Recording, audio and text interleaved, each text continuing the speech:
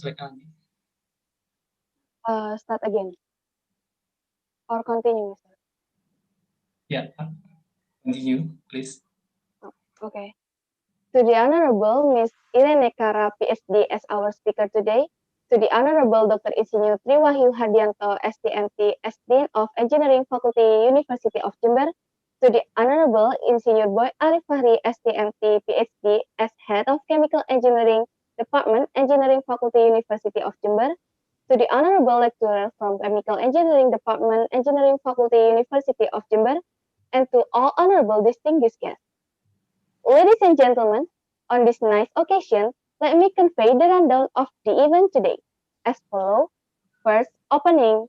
Second, singing Indonesia Raya. Third, the opening speech from Dr. Insinyur Triwahyu Hardianto, STMT. Fourth, the international lecture series, Chemical Innovation for Sustainable Future, in series about advanced oxidation for water treatment recent trends, which will be delivered by Ms. Irene Kara, PhD. 5. Discussion and question answer session, and then the last is closing. Ladies and gentlemen, let's start this event by singing national anthem of Indonesia, Indonesia Raya.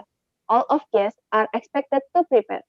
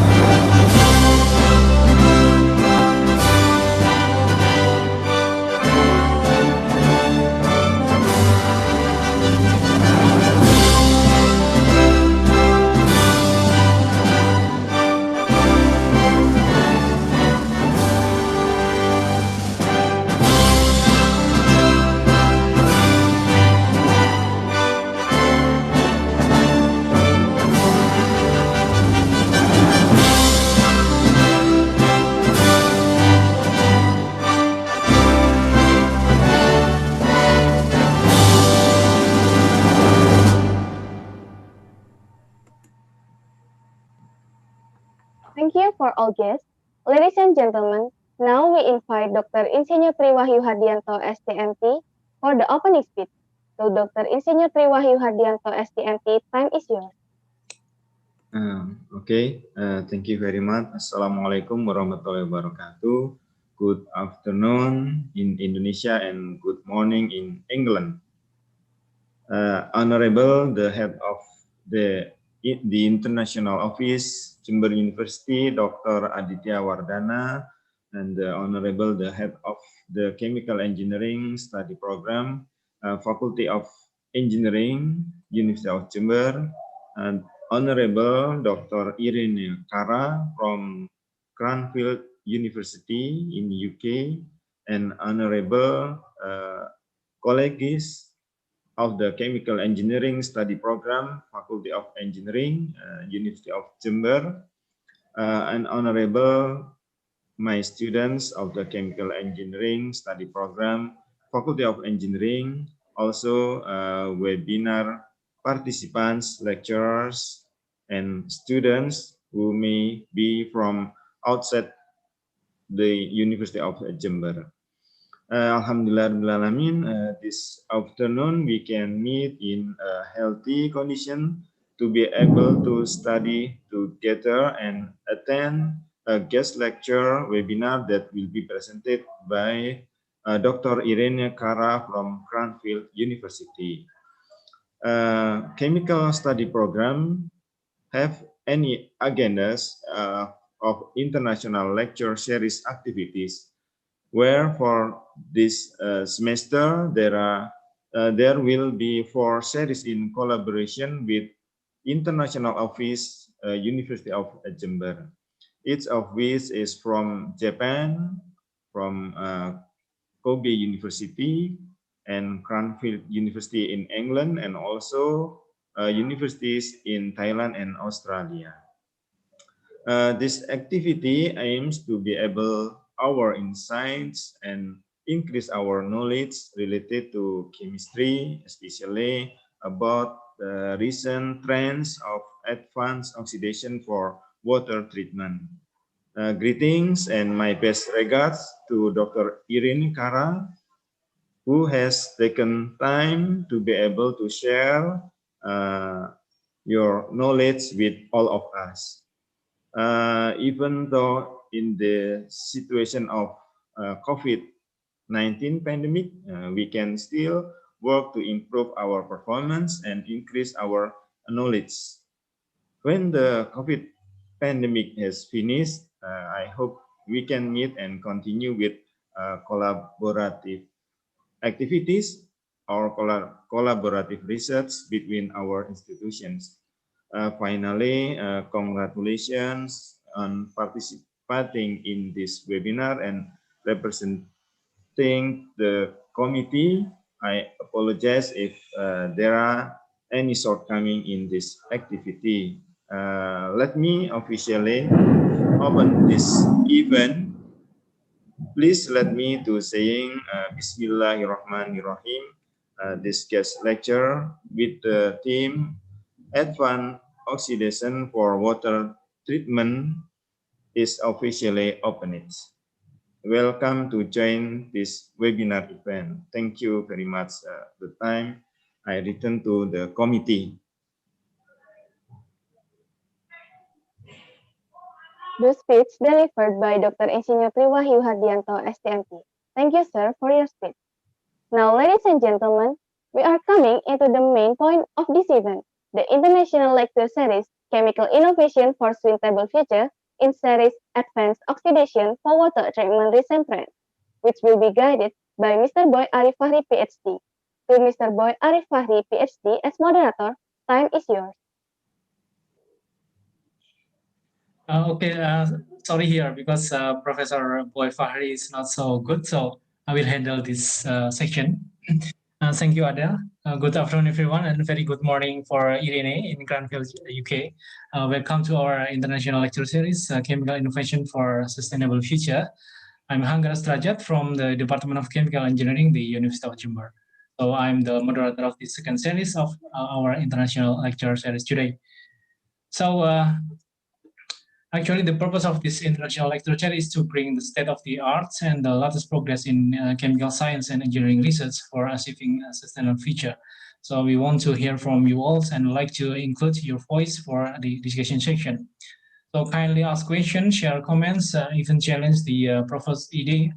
So you can use the link which will be shared by the host in the chat section of this Zoom meeting room, or you can actually ask directly to Irene. So at this point, I'd like to introduce our honorable guest lecturer, Dr. Irene Kara. Irene is a lecturer in chemical processes at Cranfield University in UK. She completed her BS, MS, and PhD in chemical engineering from the University of Almeria in Spain. So her research is focused on water treatment, including oxidation and advanced oxidation, organic removal, and the formation of disinfection byproducts. Now she leads the next generation of water treatment works, looking at how treatment trends in the future will look like. Today, she will share her insights about advanced oxidant processes, recent trends. So, Irene, time is yours. Thank you very much. I would like to thank everyone in this room for being here, especially Dr. Hangara for inviting me to be with you today and the Department of Chemical Engineering at the University of Jember. It is a pleasure to share some of my research activities with everyone. Like it has been said, it is challenging times for everyone in the world, but I am happy to see that we can still work together And I hope that this can continue in months after, when all the situation has passed. And I am hoping that one day I am able to visit your university and that you can come to visit us one day as well. I'm going to share my screen, if that's okay. I've prepared a presentation. There we go.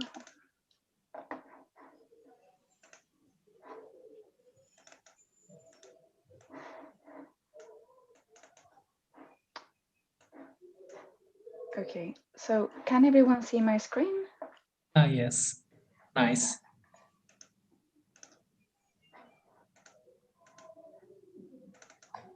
Oh, yeah, Bu. Yes, Bu. I'm trying to.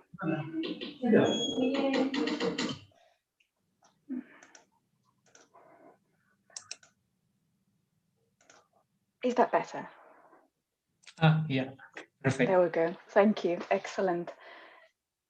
So, as it has been said, I would like to introduce some of my research. I have specialized in advanced oxidation processes, and I would like to talk about one of the topics I've been working on in the past few years.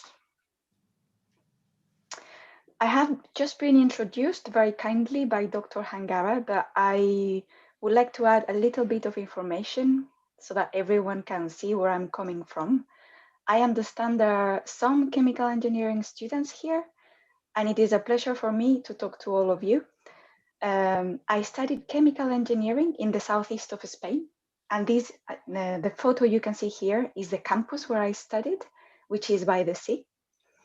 My hometown has 300 days of sun per year, which is very different from where I live now in England. And this is where I studied my bachelor's degree and my MSc in chemical engineering. And it is also here where I did my PhD in advanced oxidation processes driven with solar light in a research center situated on the campus that is called CSO, and where we promote the use of solar light for many different things. But because we have such a big amount of solar light in this part of the country, we made use of solar light to run advanced oxidation processes. So how did I end up in England, of all places? I finished my PhD in 2014, and I did a placement at the University of Cranfield before I finished. So when my thesis was defended and I became a doctor, I was offered a postdoctoral position at the University of Cranfield. And some time ago, I became a lecturer in chemical processes here, where we teach water and wastewater engineering to MSc students. And as it has been said, my field of expertise I consider to be advanced oxidation processes. As you can imagine, there isn't a lot of sun in England, so I had to adapt my research and not use solar light anymore. And you will see in a few slides how we did. So my research focus has a lot to do with water treatment. And some of the questions I have that I want to answer are, how can we apply advanced oxidation for water treatment? How does an AOP, an advanced oxidation process, modify the water quality? How can we implement an AOP in an existing water treatment plant? What are the pre-treatment steps that we need to put? Because those are going to impact the quality of the water coming into an advanced oxidation process. And what are the post-treatment stages that we need to put? Because they are also going to impact the final water. And as you can know, final treated water, drinking water, is regulated. So we need to meet some standards. And also, once we implement an AOP, what are the synergies between the AOP and other processes within the treatment train? These are some of the questions I have for my research and that I try to work with different stakeholders that you can see here to answer them. I work with the British Council, water utilities, the regulator. I have worked with EPA in the past, the US EPA, utilities in Europe, PWN, and also with technology suppliers. Typhoon Treatment Systems is a supplier of AOP technology in the UK. And we work together to try and answer some of these questions. And the other part of my research is more fundamental, is more chemical engineering science behind it. I want to understand the mechanisms of advanced oxidation processes. So some of the questions I have here is, how can we understand the intrinsic oxidation kinetics during advanced oxidation? How can we improve the photon absorption models that exist? And what are the variables that impact the mechanisms behind AOP oxidation? And this is a lot more fundamental, and it requires a lot of our chemical engineering skills. I'm not too sure if everyone or all the students have got to the point where they know what an AOP is. So I wanted to show very quickly a definition of advanced oxidation process. When I was studying, I remember I used to reference Pignatello quite often in my papers because he is one of the most knowledgeable people as a researcher on AOPs. And he defined AOPs as processes based on the in situ generation of hydroxyl radicals. And that was in 2006 when he defined that. This is the hydroxyl radical, the one that you can see here on the left. But that definition has changed and has evolved over time. And in 2018, Dr. Stefan, she published a book on AOPs where she defined AOPs as processes that rely on the in situ generation of powerful oxidizing radicals.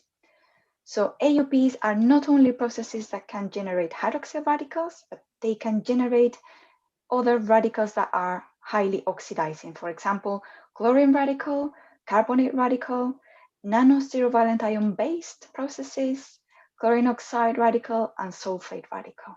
That is just an example, but there are other processes that promote other oxidizing species.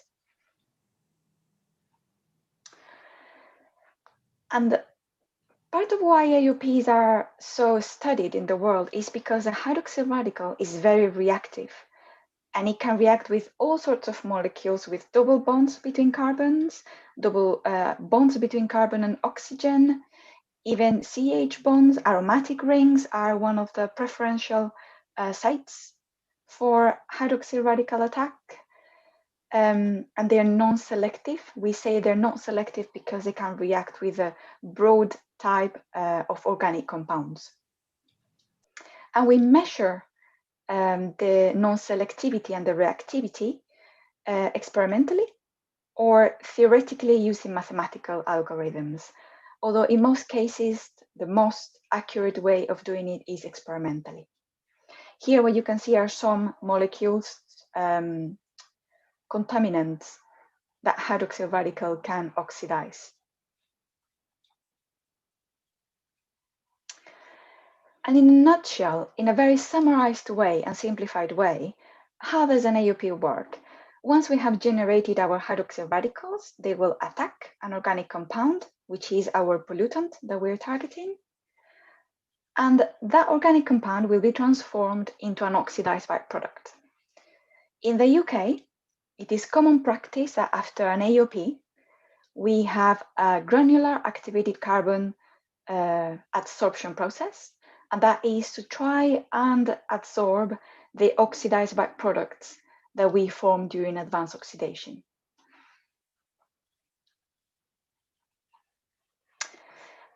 What I have put here is an example of how we would degrade a pesticide.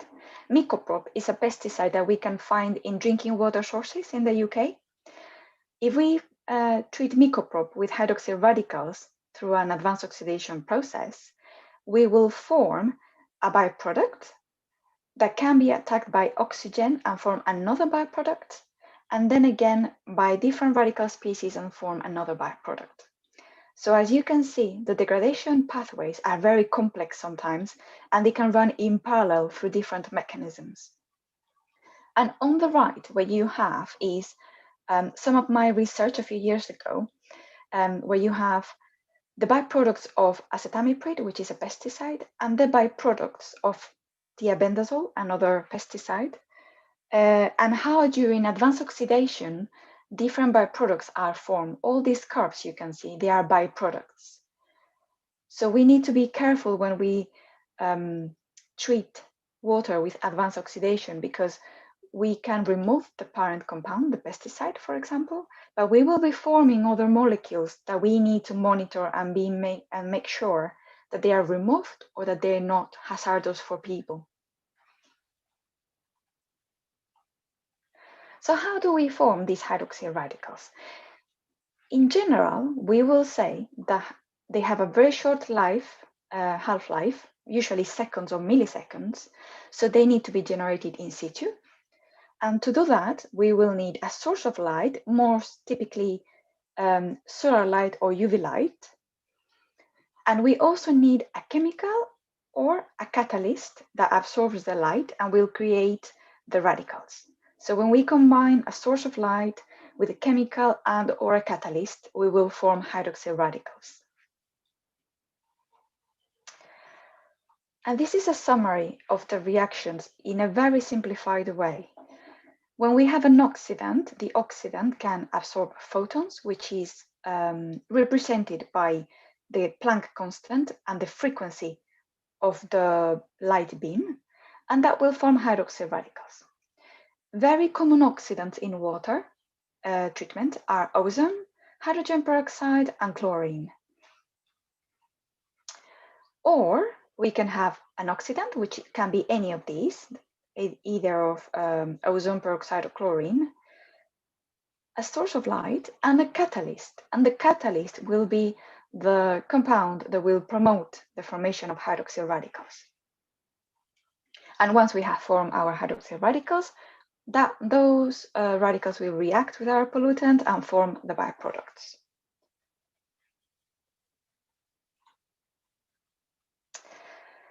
There are many types of advanced oxidation processes. It is very difficult to put them together in one slide, but I have done my best to bring up the most common ones, or the ones that people know the most. In yellow, you can see the implemented AOPs, ozone peroxide and UV peroxide. And I say the most common ones and most implemented ones, and that means that they exist in water treatment plants in the world, and they are used not in the lab, but in real life to treat persistent compounds. The other one that I'm going to talk about later is UV chlorine. I am not sure I can say it is implemented or widely implemented as such, but this is one of the trends. This is one of the processes that it's trending now, and I think it will be more implemented in the future. And then we have other AOPs, which are more on the research phase or have found stopping elements to implement them in large-scale plants. So for example, UV titanium dioxide, or most commonly known as photocatalysis. It has been known and studied for many, many years now, but it's not so widely implemented yet. And that has to do with the fact that upscaling this process is not easy. Then we have the photophantom process, which I have studied a lot in the past, which is the combination of light, peroxide, and iron, where iron is the catalyst. And it's not implementing either because it's a very complex process, and bringing it upscale is challenging.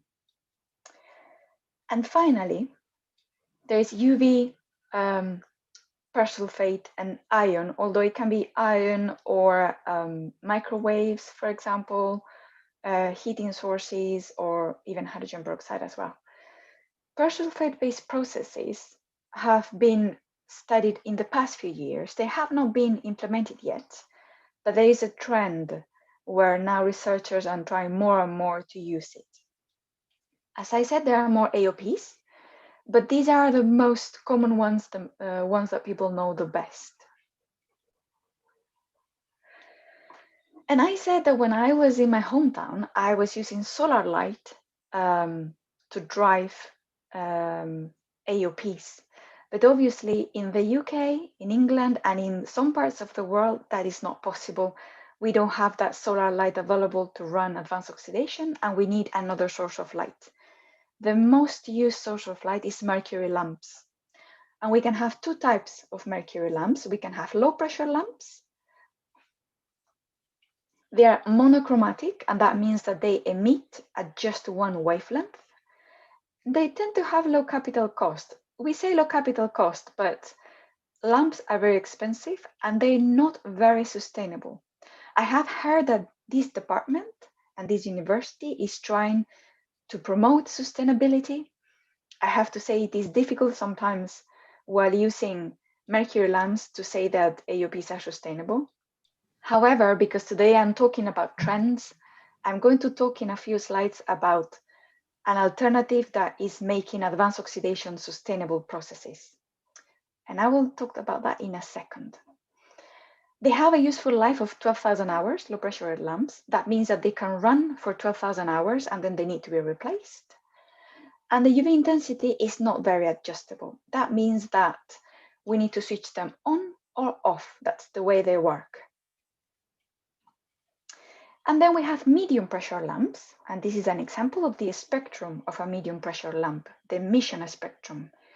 They are more versatile because they emit at different wavelengths. They are polychromatic. So as you can see, each of the peaks in the graph shows an emission from the lamp.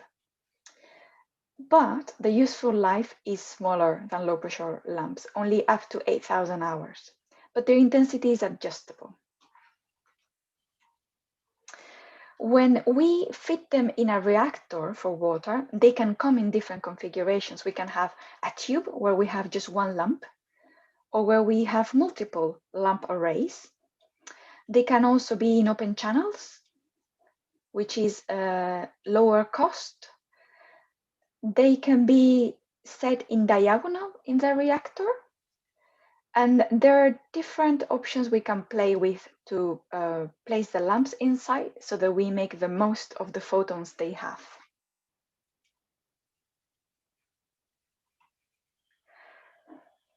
So we were talking about implemented and not implemented AOPs. The most implemented AOP is UV hydrogen peroxide, and it uses usually low or medium pressure lamps. And hydrogen peroxide reacts with the photons from the lamps, and that's how radicals are formed. It is a very efficient process, meaning if we compare UV peroxide with ozone, which is a conventional treatment in water, it can target many more pollutants and do the reactions faster. However, it is expensive because it has lamps, and lamps have an operational cost to the process.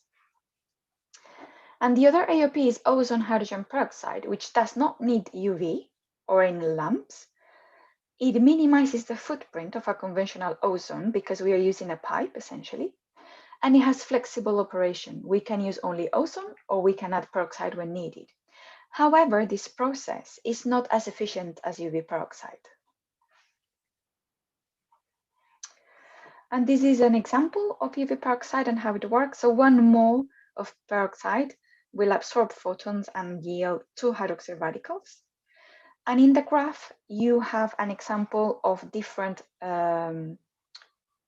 pollutants removed by either UV hydrogen peroxide or UV photolysis. UV photolysis means only UV and no chemical added.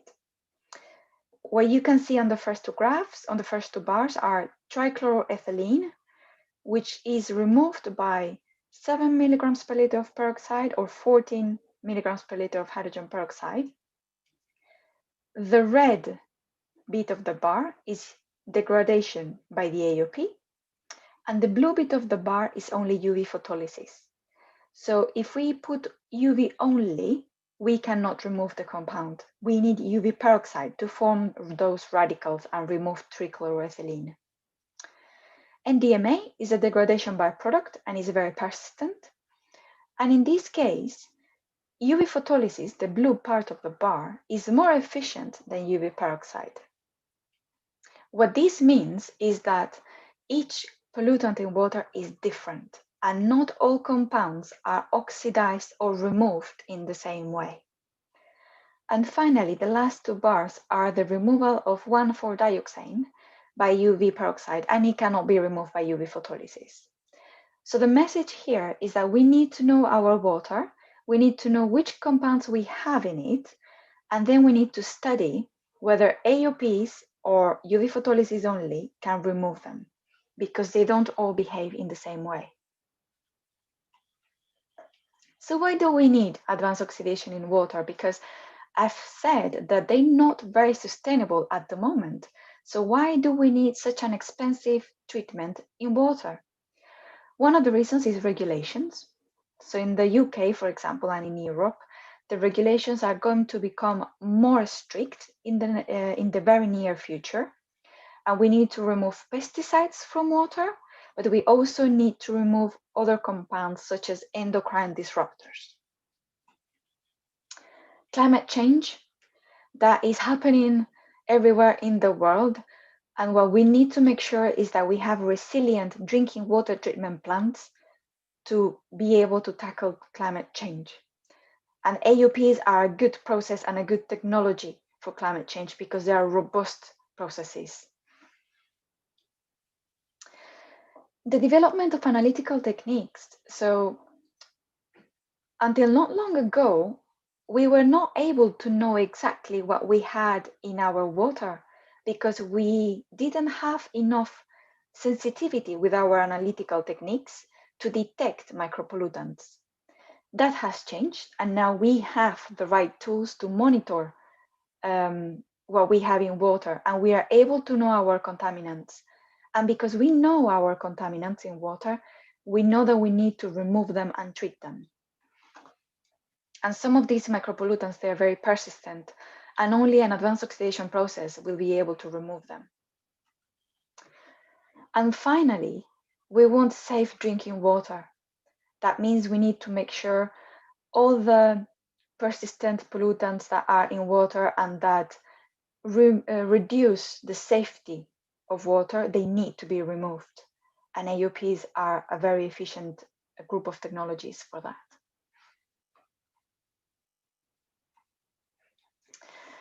And what can we use AOPs for in drinking water? Typically, pesticides are regulated, but also we can use them for many other things, for taste and other compounds, which sometimes can be very persistent, discoloration of water, inactivation of microorganisms, so for disinfection, and also for algal toxins. Because of climate change now, we're seeing more and more often algal blooms in water sources, and they produce toxins that can end up in our drinking water. So we need to make sure we remove them. And AOPs can tackle all these issues.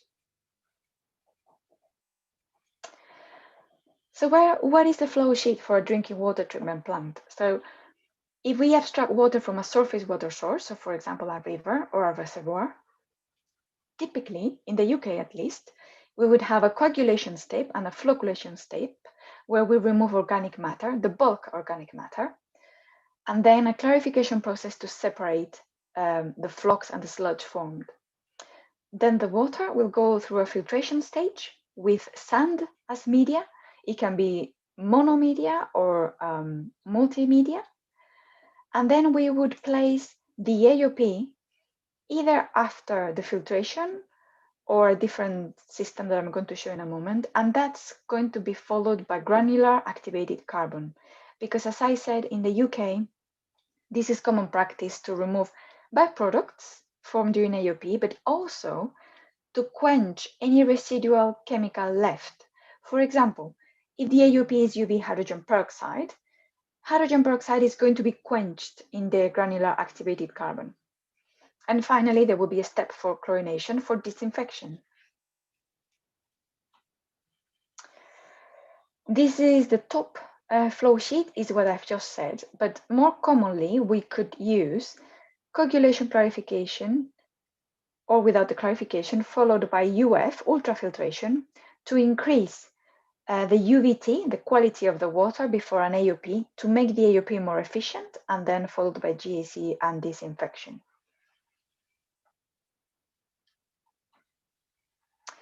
As I said, the first group will treat organic matter, turbidity, suspended solids, The AOP and GAC will tackle micropollutants, and chlorine will make sure the water is disinfected and ready to be safe drinking water. AOPs have been implemented in the UK. There are AOPs in the UK in large treatment plants.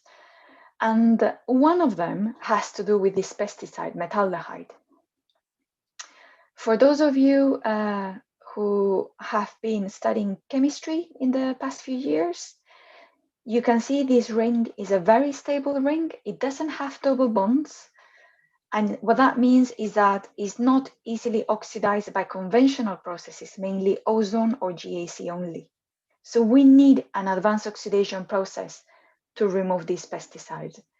And it has been so far been widely used in the UK to tackle slugs in crops. So farmers, they would use metaldehyde in crops so that slugs don't eat their crops. This pesticide has been the responsible for most of the water utilities failures due to pesticides in the UK. And as I said, the only way to remove it is with an AOP. So in England, in Lincoln, an AOP has been implemented in whole water treatment works. What you can see here is a photo of the UV peroxide reactor. The works, the water treatment plant, has a 20 megaliters per day capacity, and the UV is efficiently removing metaldehyde and chlorpyralid, which are, chlorpyralid is another pesticide that cannot be removed by ozone. And then this is followed by catalytic GAC to quench the peroxide and the byproducts. I don't think you can see it very well on the photo, but here just after the AOP, there are the GAC beds built at the end of the photo. And in this case as well, the lamps, they are situated in diagonal inside the AOP reactor. And the other case where the AOP has been implemented is in the southwest of England. This is the reactor that you can see here is a lot smaller because it's to remove taste and other compounds which are very easily and very quickly removed by an advanced oxidation process. In this case, is also UV hydrogen peroxide.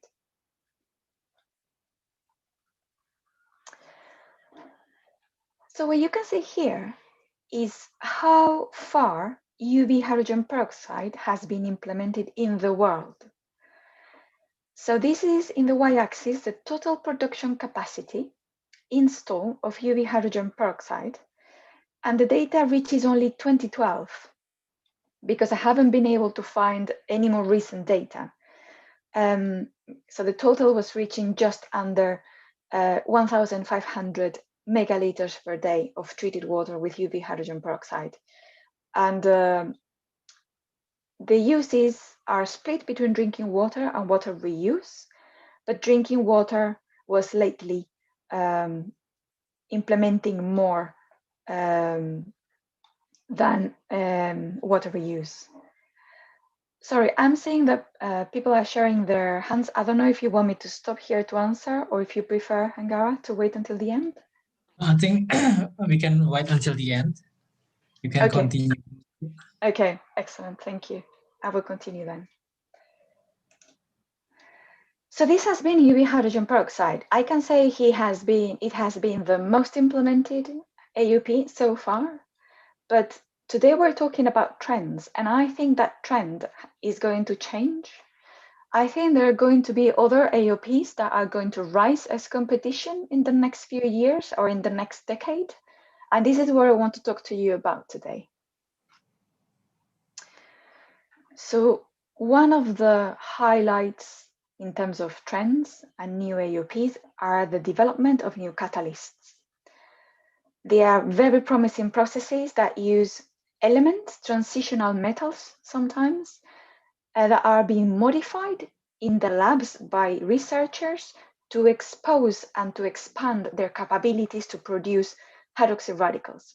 They can be based on zirconium, for example, on zinc, doped titanium dioxide catalyst, modified iron oxide. And I believe this is one of the fields of expertise at this university where Dr. Hangara is an expert on this type of processes. the only maybe challenge I see at the moment that is being slowly solved is the need for scale up and mass production of these catalysts. It is hard.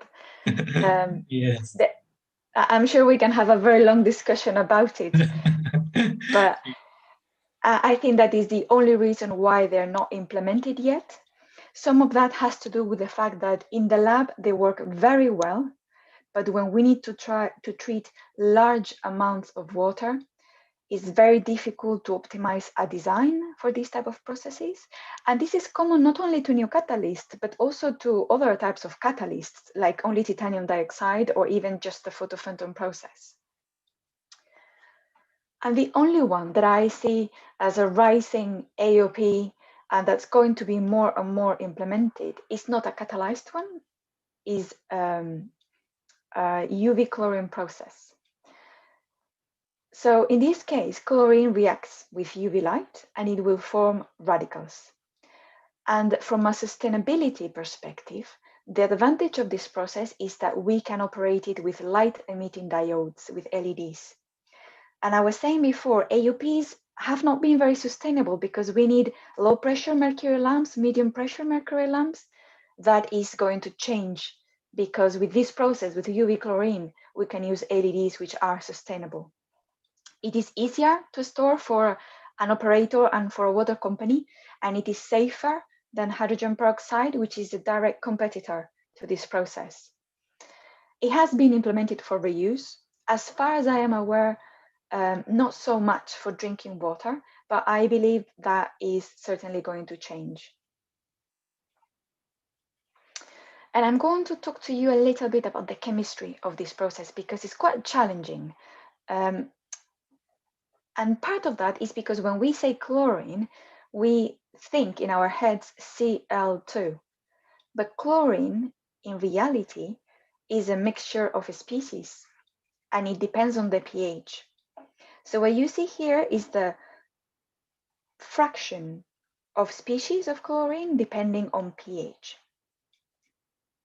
As we go further towards water-related pH, so between 6 and 8, let's say, we have that chlorine can be split or is in water as two different species. One of them is the hypochlorous acid, the one with the red line, and the other one with the blue line is the hypochlorite ion.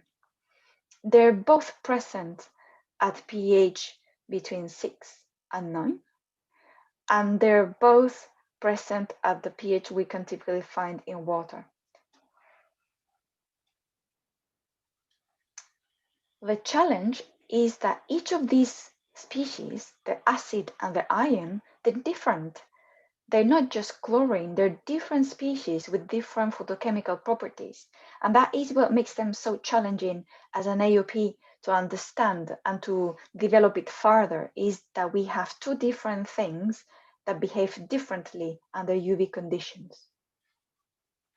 As you can see here, the tipping point is 7.4, that's the pKa of the chlorine species, that's their equilibrium pKa. So, why are they different? And to understand why they're different, I need to talk about the molar extinction coefficient, epsilon. And that refers to the capacity of a species to absorb photons. So it is proportional to how many photons a substance can absorb. In theory, for an AOP, the higher, the better, because that means the higher the epsilon, the more photons a substance can absorb.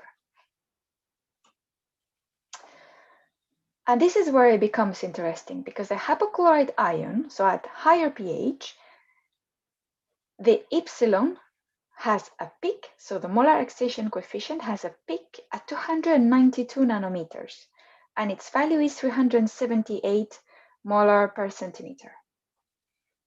That is quite different from the other species, the hypochlorous acid, which has two peaks, but smaller than the hypochlorite ion. One is at 237 and is around 102, and the other one is also 292, but as you can see, it's very low in comparison to higher pH. So we have two substances with different molar excitation coefficient profiles. And why is this important? And that's where we talk about the quantum yield. The quantum yield is related to the ratio of moles of radicals produced by a species per photon absorbed. So the quantum yield is how many of those radicals are produced per photon absorbed. So this is related to the epsilon, to the absorptivity. And the quantum yield is also relating the reaction rate, because the moles of radical produced are very much related to the reaction rate, to the photons absorbed, which is what we call in the AOP world the volumetric rate of photon absorption. And this is very important because it has to do with how the light is distributed in a reactor as well. So we are trying to relate with the quantum yield how efficient a system is at generating hydroxyl radicals. However, in the UV coloring process, because we have two species absorbing light, we will have different quantum yields. So what is the relationship between the molar absorptivity, so the epsilon, and the quantum yield? The molar absorptivity is how many photons the hypochlorous acid or hypochlorite ion can absorb. But that doesn't mean that those photons that have been absorbed are going to be efficiently transformed into hydroxyl radicals. That is what the quantum yield is telling us. How many radicals hypochlorous acid or hypochlorite ion are forming per mole of photons absorbing species, so per mole of the ion or the acid. And we need both of them to be on our side to have an efficient AOP. So the higher the molar absorptivity and the yield, the better. However, sometimes we have low absorptivity, for example, and high yield, or the other way around. And that's what we need to understand with the UV coloring process. This is a summary, a very simplified summary of the radical formation pathway for UV coloring. As I've said, we will have the acid and the ion in water. So they're both present in water in most cases, unless we go to pH 5 or pH 9. Both species absorbs light. So this Planck constant and the frequency of the photons, they represent the absorption of UV light. And they will form chlorine radicals and hydroxyl radicals through different routes and in different ways. And the important thing here is that the pH and the wavelength are going to impact all these routes. So the question for everyone is, if this process is so complex because we have two absorbing species, they depend on pH, they have different absorptivities, they have different quantum yields, why are we all trying to study this? Why do we want to implement this process? Why are we interested? And the answer is because, first of all, this can be a sustainable process. We can use LEDs. We don't need to use low pressure lamps or medium pressure lamps that use mercury. It has the same applications as UV peroxide, so it can be a competitor to UV peroxide. However, it is true that we need to understand the chemistry. And this is where I want to introduce some of the work I've been developing in the past few years with a water utility in the UK, Anglian Water, and with Typhon Treatment Systems, which they are a UK-based company who have developed a UV LED reactor for water treatment and for disinfection. They are the first company in the world to develop a UV LED technology for water and for AOP applications. And the exciting thing about this is that, and this has been provided by them, by Typhon, you can see at the graph how the power of the LEDs have been evolving in the past few years. From 2003 until 2012, there hasn't been much improvement. But since 2013 until now, it has been an exponential increase. And at the moment, we can find LED technology at 500 milliwatts. What that means is that the development of LEDs is linked to AOPs. The faster LEDs develop, the faster we can develop LED-based advanced oxidation processes. And this is where where the technology is getting more real now, and this is more trend. That's why we say it's a trend, because this is coming more and more as a real option for the next 5 to 10 years. So LEDs, they are chips basically, and they emit monochromatic light. So they emit just one wavelength, but they're so flexible in their design that they can be put together in an array of multiple wavelengths if we want. Also, we can target any wavelength that we need. And that is very important for UV chlorine, because we have different species that have different absorptivities with different wavelengths. Until now, they have high capex, so high capital costs, but low OPEX. That is changing, and the more they develop, the cheaper they become. And they have a useful life up to 10,000 hours, similar to low pressure lamps. They're very flexible in how we can design them, and their UV intensity is adjustable. And that is very important, because that means we can tune when we are operating an AOP reactor with LEDs. We can tune to exactly the intensity that we need so that we can save in power. And in the UK, the first supplier of LED is Typhon. They have done a trial in Camwinton for odor compounds, and that's with a utility called United Utilities. But we are now working with Anglian Water. We have been doing so for 3 years now, maybe 4. And we are going to start a PhD project with the 3 of us, so Cranfield University, Typhon, and Anglian Water, to understand more about this process and see how we can implement it. And worldwide, the UV chlorine process, it has been implemented, not with LEDs, with low pressure, medium pressure lamps, but it has been implemented. There has been a large scale trial in Canada, and it has potential use for water and water reuse, but we need to tackle this challenge of the photochemistry before we can say we understand it and we can implement it more widely.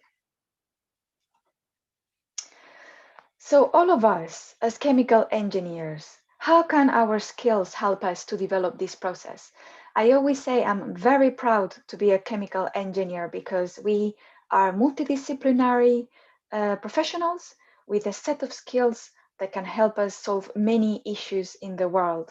And one of them is this one. I think we can use our skills to optimize the UV chlorine process by relating the photochemistry. We know about photochemistry, reaction kinetics, which we certainly do know because chemical engineers are experts at reaction kinetics, and linking that with the quantum yield. So we have the right tools as engineers, we have the right skills. What we need to know to apply them is to know the radiation field. The radiation field is a way to understand how the UV is distributed in a UV reactor. And we need to understand that because the way the UV is distributed in a reactor will impact our AOP. And we go back to the quantum yield, and we've said it relates the reaction rate, so the kinetics, and the volumetric rate of photon absorption. That is the radiation field. We need the radiation field to optimize the design and understand the mechanisms behind the UV chlorine process. So for the past year, I've been working on characterizing the radiation field for the UV chlorine process. The challenge here is that the existing models are geometry dependent, obviously, and they're only developed for very conventional systems like annular reactors, where we have the lamp in the middle, and collimated beam devices, which are systems where we have our reactor with the lamps above. But this is different when we use LEDs because the geometry changes.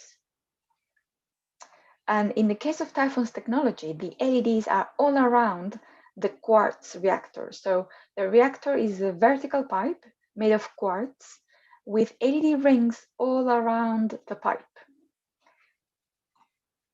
So to do that, what I've been doing is adapting the radiation field equation to an LED-based system, where we would, this is the original equation, we would adapt it to our system. So the spectral intensity over S depends on the absorption, outscattering, scattering, and emission.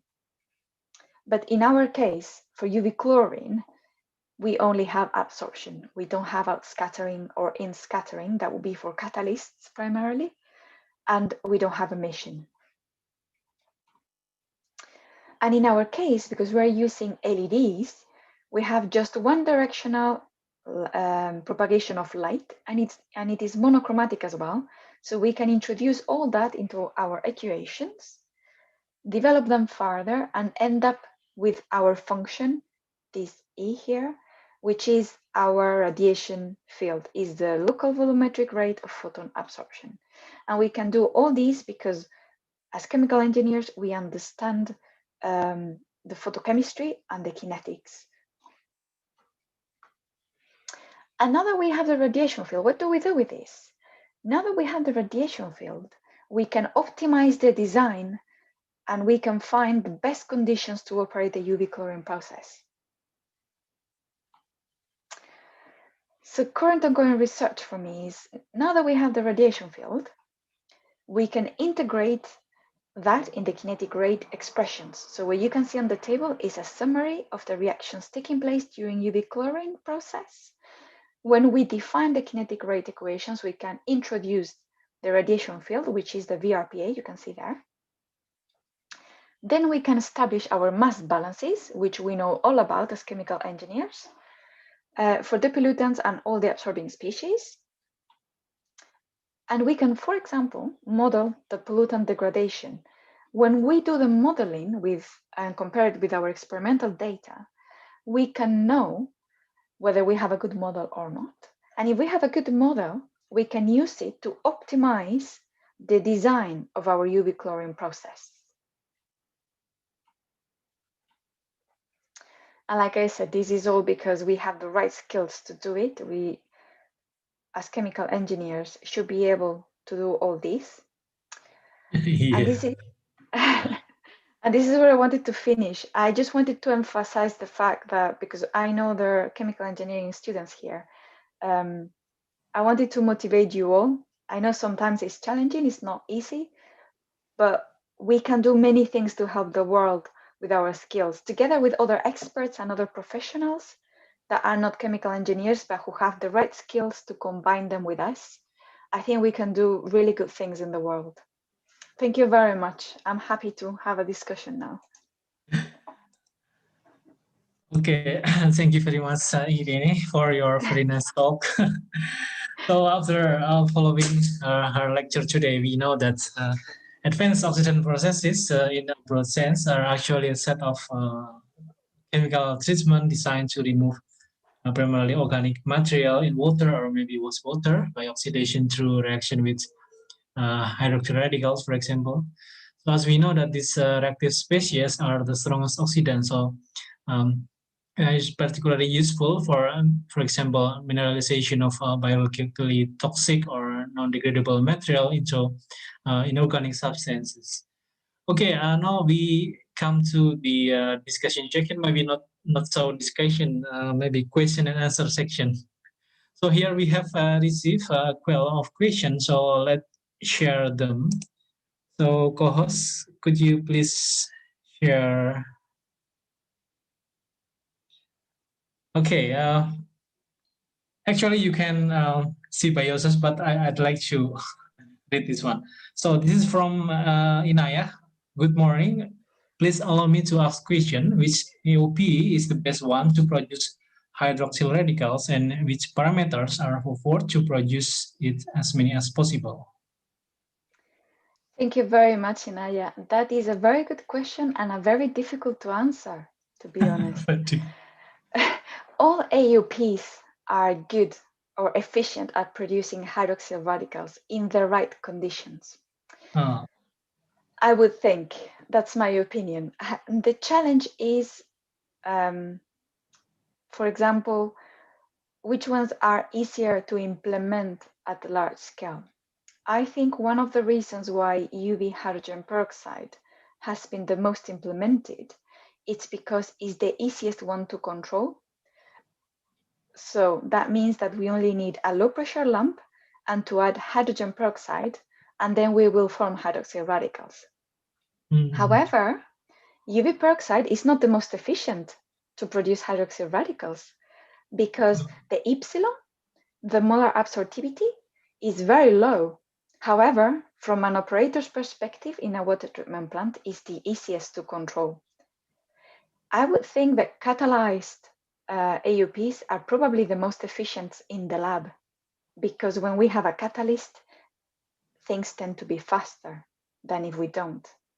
The challenge is that upscaling a catalyzed-based advanced oxidation process is difficult because we need to make sure that the light distribution is optimized for the catalyst. And because a catalyst is not consumed, that means we need to have it in the reactor all the time. So how do we do? Do we have it suspended? Or do we fix it in a bed? All options are challenging from an operation perspective. So in answer to your question, it is very difficult to say. I would say all of them are efficient, but it comes down to upscaling. I don't know if Dr. Hangar has anything to add because you are an expert as well. Yes, actually here we focus on producing, as you know, the hydrogenous photocatalysis. So we try to make, for example, titanium dioxides with a pore structure to increase the surface area as high as possible. But still, we know that applying this technology for real setting is also very, very challenging. It can be, yes. Yeah.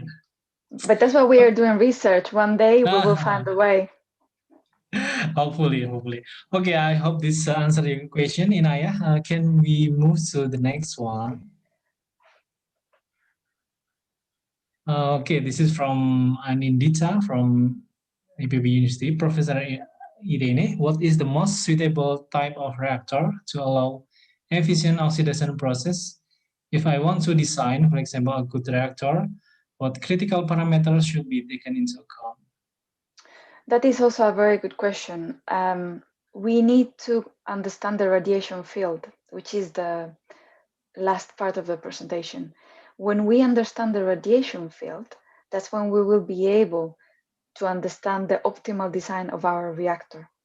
Most AUPs are pipes, are large pipes, and that is different from conventional processes like ozone. Ozone is developed in a big concrete tank.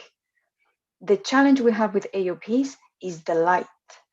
If we have a very big reactor just in a tank, for example, how do we put the lamps to make sure all the tank is illuminated? That's why most AUPs are developed in a pipe, because in a pipe we can control the UV radiation better. But before people got to the conclusion that pipes were better, they had to understand the radiation field. And that is all based on the theory. And that's what a lot of us are trying to understand as well. We start from the radiation field equation to understand how the photon absorption is for our specific AUP process. And then we optimize our geometry based on our specific UV AUP and based on our radiation field model. And what impacts the radiation field? The source of light, the wavelength of our lamps, the intensity of our lamps, and the depth of the reactor. I see. Thank you very much. I hope this also answered the question, Anindita. Thank you, Anindita. Okay, please move to the next one. Okay, I think it's better for you to see directly. Okay. This is from one of our lecturers. One way of transforming data into knowledge is by using modeling approaches that may reveal the need of improving operating conditions. Could you suggest some practical kinetic models, for example, for femton or photofemton systems, that can be conveniently utilized to improve the processes? Well, thank you very much, Helda. That's really appreciated. Practical kinetic models, yes, there are many. I have run in the past experimental models where what we do to simplify the complexity of all the modeling is we do experiments in the lab or with pilot plants, depends on what we have available. And then we simplify the reactions as much as possible, because otherwise we can end up with 100 set of reactions and as many mass balances. So we try to simplify the reaction rates, looking at the second order reaction rate, okay, and trying to choose only the significant ones. So if the K is too low or quite low, we will tend to disregard it in this first instance. We set up the kinetic rates in a simplified way. We don't even need to do the radiation field if we have the right reactor. We just set up the kinetic rate, the mass balance, and then we have used, for example, MATLAB to try and solve the mass balances. But we would depend on that case very heavily on experimental data. So we would need to run a lot of tests in the lab in reactors that can be similar to the larger scale ones, for example. And then we don't need to go through all the radiation field theory under the radiation field models, I think. Oh, I see. I don't know if that is helpful or not, but yes, of course, we have to look in more detail. But anyway, there is a hope that we can use practical kinetic models to improve the process. Okay, that's right. yeah. Okay, can we move to the next one? Yeah, this is from Ari Isnan. That is a very curious question. I am not aware of AUP applications for radioactive contaminants, but that doesn't mean that it could not work. That is actually something that you have raised a question in me. Can we use AUPs for radioactive contaminants? The answer is I'm not sure how it would work. I'm not sure. That's unfortunately the answer. I don't know. Okay, I see. Maybe if Do you know? Yeah. Do you know, Dr. Hangara, if we could use AUPs for radioactive contaminants? I never heard of that, but okay, maybe let's think later. Okay. Anyway, thank you, Aris. This is one of our students. Okay. Can we move to the next one? Okay. This is also one of our students. What is the rate determining step in the AUP process? Are the mechanisms and determining step the same for all AUPs, and how to handle it? That is a brilliant question, and it depends. For example, it always depends with AUPs. When I was studying the photophantom process, which has a source of light, hydrogen peroxide as a chemical, and iron as a catalyst, I did some studies to understand the limiting step of the reaction. And what we found is that if you have enough UV light, you have enough photons in your system, the limiting step will be the concentration of your catalyst. But if we think about, so we can control what the limiting step can be, basically. If we reduce the concentration of photons and we drop the UV intensity to make things cheaper, to optimize our operation, then that means that the UV light will become our limiting step. We can play with the limiting step and choose the one that is more convenient to us, depending on costs, I would say. In my case, when I was studying solar light, the limiting step was the catalyst, because solar light is so available in the southeast of Spain that there was an excess of photons. So the solar light was never the limiting step. However, if we move to LEDs, for example, maybe that's where we want our limiting step to be, the UV light, and we fix our catalyst concentration at a specific point to optimize the process.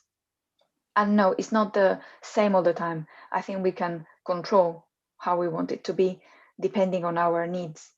So like I said, if we want to reduce costs because it's a lamp-driven process, then we can play with the UV lim as a limiting step and fix our catalyst concentration.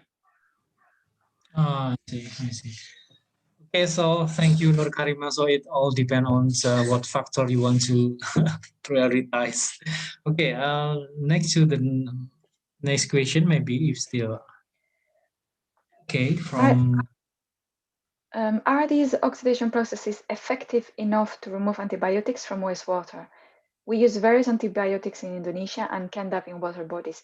Yes, AOPs are commonly used to remove antibiotics from wastewater. Yes, absolutely.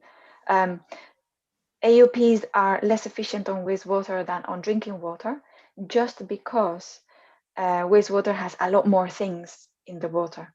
But if we use them as a tertiary treatment with the right pre-treatment before, they can be very efficient, and they're certainly used to remove antibiotics from wastewaters. Okay, thank you. Thank you, Sabrina. Yeah, thank you, Sabrina. The next one, if still have some, okay. Okay, so how about energy consumption for this process and how to recycle peroxide after use? I don't think hydrogen peroxide can be recycled after use, to be honest. What we have to do is remove it from the water. And we do that, for example, with granular activated carbon. So we pass the water through a activated carbon bed after the AOP. And the activated carbon, if it's catalytic, it has on the surface the right functional groups to quench hydrogen peroxide. I don't think we can reuse hydrogen peroxide. There is no way I can think of to take it back and recycle the hydrogen peroxide. It would be nice because, as I said, UV peroxide is not very efficient. We need a lot of peroxide to produce hydroxyl radicals. So it can be expensive, but I don't think there is any way. And in terms of energy, so hydrogen peroxide, I don't see it at the moment as a process run by LEDs, because LEDs 254 nanometers or in the UVC spectrum, they're not so developed yet, which means that we still need to run this process with low or medium pressure lamps. The energy consumption will depend on the contaminants you have in the water. If you have very persistent contaminants at very high concentrations and they need to be removed to a target, that means your consumption will be very high.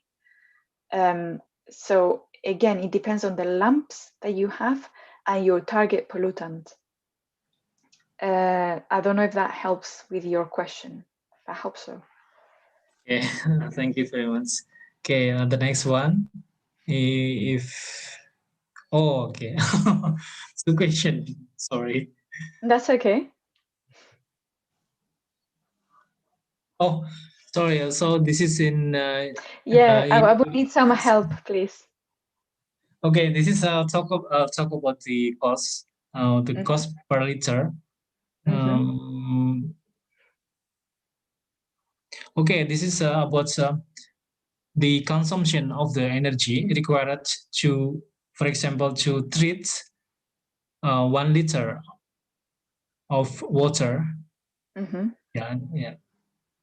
What is the consumption of energy to treat 1 liter of water? Yeah, and the cost. And the cost, again, it depends on the lamp and the process and your target contaminant, because low pressure lamps might have a more expensive cost per liter than UV LEDs. And for example, if we compare, let's say, UV peroxide to UV chlorine, it might be that to achieve the same target, we say UV chlorine is cheaper because we can use LEDs. But I cannot tell you a number because it depends on the type of water. If the water has many things, many ions, a lot of organic matter, it's going to take a lot more energy to remove our contaminants because we have more secondary reactions taking place. That means we have more UV power coming into the system. So it is very difficult. It is very difficult to say a number. We would need to have fixed a water source, a type of lamp, type of UV AOP, and target contaminant where we want to achieve from the process. I see. Okay, thank you very much. However, if I need to say, sorry, just one more thing. No I cannot problem. say a number, but I can say that treatment with AOPs at the moment will be more expensive than even with LEDs. At the moment might be more expensive than, for example, ozone, but I'm not sure if it will be, for example, more expensive than membrane-based treatment, for example. Yeah, a lot of time to consider. Okay, maybe. Okay, it's still possible to. Okay, maybe one more question. Yes, of course. Yes. This is one of my students. Okay, so he must have done well then. As we know, the fundamental obstacles limiting the practical use of traditional AOPs include their chemical and energy input demands. That's correct. To deal with those issues, our group here in Universitas Jember have been utilizing heterogeneous photocatalysts. Absolutely. We are encouraged by extensive development of engineering nanomaterials that could possibly be applicable to AOPs. Do you have any comments on this approach? Thank you very much, Alvin. I think is a very pertinent question. And from my point of view, we were talking today about trends in AOPs, and I think the development of new catalyst is the trend together with UV chlorine. I think they have a lot of potential. I think they are very efficient. They can change the way we look at AOPs because especially if we don't need a chemical, we just need a catalyst to produce hydroxyl radicals. That would change the costs of the process. Suddenly we would just have the cost of the UV light and not UV light and chemicals. My only comment to this approach is the upscaling. Let's find a way to find a design that we can upscale. And that is a challenge common for all photocatalytic based AOPs, not only for new catalysts, but even titanium dioxide, which has been studied for decades now, has that challenge. And that's why it hasn't been implemented more widely, because how do we make a good UV light distribution in a reactor with good hydraulics? If we have it suspended, then we need to put a membrane, for example. If we have it in a fixed support, then the catalyst is less efficient. So maybe Dr. Hangara can help with this actually. How do you see the future going forward with new catalysts? Yes, actually, if we consider the practical application, always we think about two system. First is the slurry system with the powder, and the second one, of course, we have to deposit in substrate or some material. But of course, the applicability of the powder, even though this is the best system, I think, because of the high contact between the catalyst and the reactant, but the powder system is also challenging, especially when we try to apply for water treatment scenario. But in our laboratory, actually, still focusing on developing photocatalyst, metal oxide photocatalyst that's high specific surface area. I think our target is around 400 meters square per gram. So I think it will help to improve the efficiency, so that when we deposit these materials to the substrates, for example, or some materials in the form of thin film, it can be some way applicable. But we are also not so sure whether this is the case for the next generation advanced oxidation processes. So hopefully we can discuss more about this, how to Yes, this problem. absolutely. Yes, I agree. I do think that's the way forward, the new catalysts. We just need to put all our brains together to make sure we find the right way to apply it, I think. But yeah, absolutely. Yes, this is a trend in research. This is where the gap is at the moment. I see the critical gap. Yes. Okay. Yeah. It's very nice to finally we come to the end of this second lecture series. We'd like to say thanks again to the guest lectures, the guest speaker today, Dr. Irene, for sharing very important information about advanced oxidation processes. So we also thank all the participants for joining our event today. We do hope that our second international lecture series will be beneficial for everybody. So Irene, if you have some comment, you can Yes. deliver. I hope the session has been good for everyone. If anyone has more questions afterwards, Dr. Hangara has my email. I am happy to discuss with anyone who wants. I would just like to say thank you for the invitation again. It has been very kind of you, and it has been a very nice discussion after the presentation. I hope we can collaborate more in the future. Sure. Thank you very much. Okay, thank you. Okay, I put my role back to Adele. So Adele, please. Okay, thank you. Ladies and gentlemen, finally we get to the last session in this event that is closing. But before we ending this event, let's take some picture together in 3 counting. I will counting now. 1, 2, 3. Okay, once again. 1, 2, 3. Okay, that's enough. As the Master of Ceremony, we'd like to give thanks to Miss Irene Kara, PhD, as our speaker, and then to Dr. Insinyur Triwahyu Hardianto, STMP, as Dean of Engineering Faculty, University of Jember, to Insinyur Boy Ahli Fahri, STMP, PhD, as Head of Chemical Engineering Department, Engineering Faculty, University of Jember, and the audience enteredly. May what we had conducted will be useful for us in the future. If in guiding this event we made mistake or offend someone here, please accept our apologize. Finally, wassalamualaikum warahmatullahi wabarakatuh. Thank you.